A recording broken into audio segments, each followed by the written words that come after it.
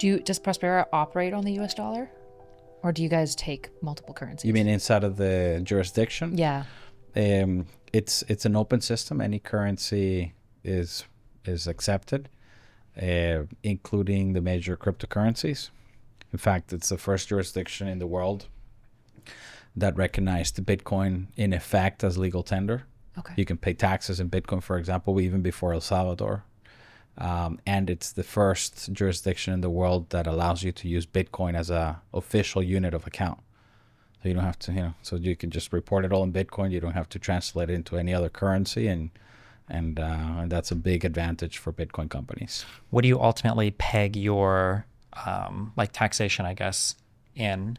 Is it like a percentage revenue of the company? Is it a percentage revenue as compared to a particular currency, or? Well, if it's a percentage of income and you are Bitcoin denominated, then you pay a percentage of the Bitcoin profits that you make, or in this case of the Bitcoin revenue. So it's depending on the unit of account that you're using.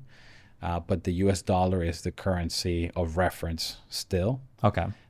Originally, the prices were quoted in dollars, but anchored on the price of gold. Okay. We might be adjusting that, I don't know, within the next 5 to 10 years, perhaps to Bitcoin instead of gold. We'll see. But Bitcoin's still pretty volatile.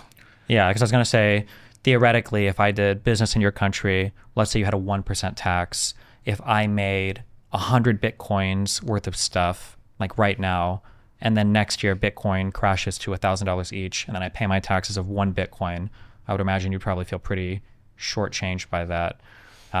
No, you have the option to change your unit of accounts once a year. No, but I'm saying it would probably maybe too heavily favor the company there doing business. Like, let's say I make like $100 million because Bitcoins are $1 million each, and then next year it crashes to $1 each. So I just made $100 million worth of Bitcoin in USD, and then I pay you 1 Bitcoin in taxes because it's denominated in whatever currency you do business in. It seems like you'd have to peg it to something to have like fair collections on.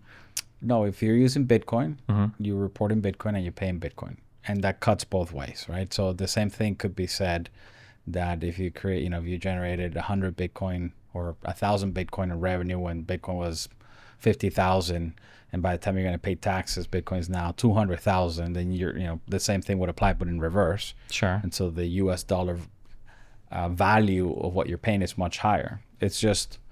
It's theoretically possible, but we're not trying to game it that way. Okay. That sounds really complicated for like exports, imports. Are you allowed to do business with like a particular company, or do you have to do business with the entire ZE? Like if I wanted to buy or sell something from a company that exists inside of that ZE. You transact with that company. With just that company? Okay. Yeah. When you set up the terms of the deal, it can be a dollar-denominated contract or a euro-denominated contract.